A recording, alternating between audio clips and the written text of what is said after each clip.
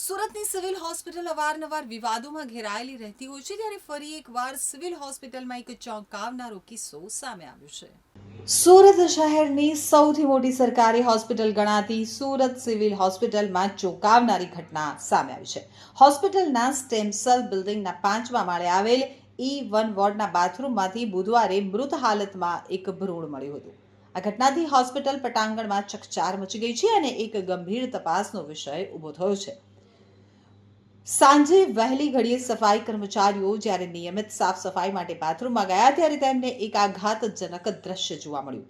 બાથરૂમના એક ખૂણે ભૂમિ ઉપર રહેલું ભ્રૂણ તેમની નજરે પડ્યું. તેઓએ તાત્કાલિક વોર્ડ ઇન્ચાર્જ અને હોસ્પિટલના વરિષ્ઠ તંત્રને જાણ કરી. હોસ્પિટલના અધિકારીઓ અને સુરક્ષા વિભાગે તરત જ સ્થળ ઉપર પહોંચી અને સ્થિતિનું નિરીક્ષણ કર્યું અને પોલીસને જાણ કરવામાં આવી. પોલીસ ટીમે ઘટના સ્થળ ઉપરથી પુરાવા એકત્રિત કર્યા અને ફોરેન્સિક તપાસ માટે ભ્રૂણને લેબોરેટરી મોકલવામાં આવ્યું છે. તો હોસ્પિટલના મુખ્ય પ્રવેશ દ્વારથી લઈ અને સ્ટેમસેલ બિલ્ડિંગ સુધીના તમામ સીસીટીવી ફૂટેજ સુરક્ષા વિભાગ દ્વારા સંચિત કરવામાં આવ્યા છે. શંકાસ્પદ હલચલ જોવાઈ હોય તેવા વ્યક્તિઓની ઓળખ માટે વિડીયો ફૂટેજની તપાસ કરવામાં આવી રહી છે. સાથે જ છેલ્લા કેટલાક દિવસોમાં E1 વોર્ડમાં દાખલ મહિલાઓના રેકોર્ડ્સની પણ ઊંડાણપૂર્વક ચકાસણી હાથ ધરાશે.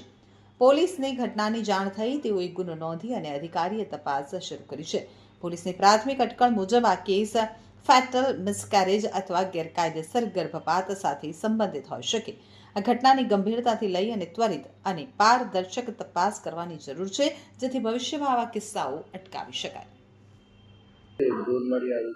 ગઈકાલે સાંજે લગભગ 7:30ની આજુબાજુ સ્ટેમસેલ બિલ્ડિંગના એક ટોયલેટમાંથી અધૂરા માસનું ભ્રૂણ મળી આવેલ છે, જે અમારા સ્ટાફે નોટિસ કરતા અમારા સીએમઓ ઓન ડ્યુટી સીએમઓ દ્વારા ખટોદરા પોલીસ સ્ટેશનમાં જાણ કરવામાં આવી છે, ફરિયાદ આપવામાં આવી છે અને પોલીસ તપાસ ચાલુ છે.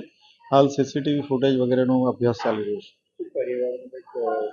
એમાં કંઈ પણ હોઈ શકે. અહીંયા તો આ જાહેર જગ્યા છે, અહીંયા દર્દીઓ આવતા હોય, ઇન્ડોર હોય, આઉટડોર હોય, અને કોઈ પણ આઉટડોર દર્દી પણ ત્યાં આવીને ટોયલેટમાં જઈ શકે અને સ્પોન્ટેનિયસ એબોર્શન થઈ ગયું હોય એવી પણ શક્યતા ખરી.